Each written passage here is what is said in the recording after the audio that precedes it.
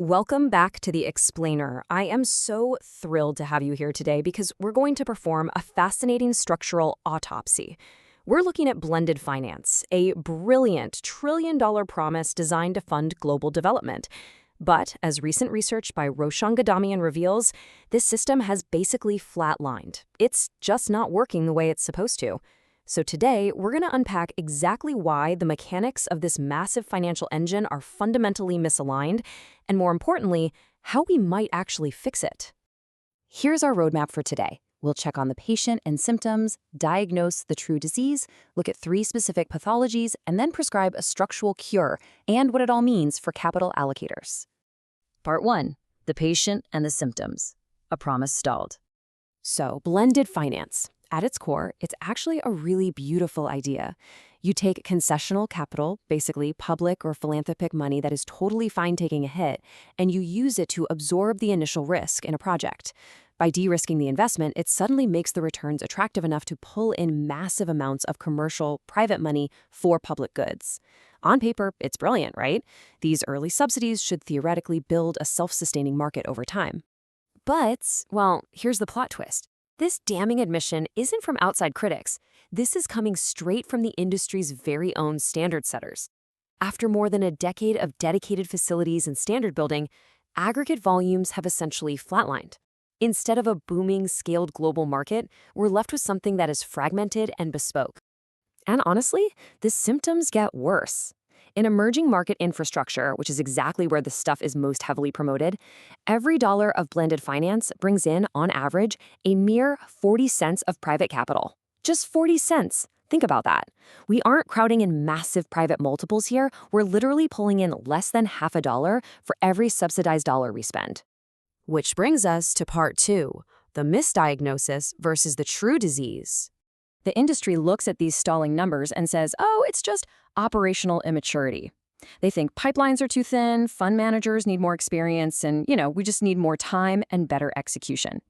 But the research presents a totally radical thesis. It's actually a structural mismatch. The failure is baked into the design of the instrument itself, not incidental to how it's executed. Even if you operated it flawlessly, it's still going to fail. And this reveals the core issue, the inherited architecture problem. We're trying to achieve a multi-cycle objective, right? Like building a lasting market or shifting long-term investor perceptions, but we're using single-cycle instruments like standard loans or equity tranches. These single-cycle tools are built to be deployed once and then completely extinguished at a terminal date. We're essentially using a tool designed for one quick cycle to do a job that fundamentally requires multiple cycles to complete.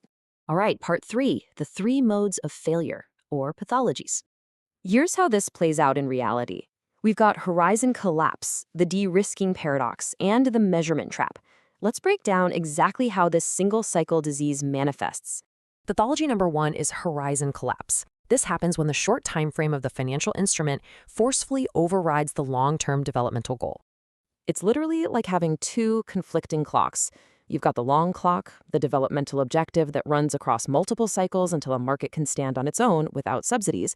But then you have the short, rigid clock, the financial instrument that runs from deployment to a strict maturity date, and then it stops. And because only the short clock has a legally defined ending, well, it always wins. The concessional money gets structurally consumed and extinguished at the end of a single deal, instead of recycling into a compound learning base for the next one. Which naturally leads us directly into pathology 2, the de-risking paradox. This perfectly illustrates the huge difference between just subsidizing a single isolated deal and genuinely catalyzing an entire market. Because a single-cycle instrument can only reward what happens right now. Everyone is incentivized to look good today. It seeks a high mobilization ratio immediately. And where is it easiest to get private money to join in? In safer, lower-risk markets. So capital flows toward nearly bankable markets just to artificially pump up the ratio while actively avoiding the high-risk frontier contexts that actually need the market creation the most. We're subsidizing what's already somewhat safe instead of catalyzing what's truly difficult. And finally, pathology 3, measurement at the deployment boundary. Honestly, this might be the most fatal failure of them all, because the system's favorite metric makes genuine progress totally invisible. Think about the timeline of a deal. Day 1 is deployment. That's when the industry takes out its measuring tape and says, look how much private money we got to co-invest today. But genuine catalysis, proving the market is actually safer and needs less subsidy, that only happens at year N+1, the next cycle. By measuring success on day one, the central claim of blended finance becomes structurally unfalsifiable. The metric literally cannot see across the boundary to the next cycle, which is where the actual developmental objective lives. Part 4. Designing a structural alternative. Let's talk about the cure.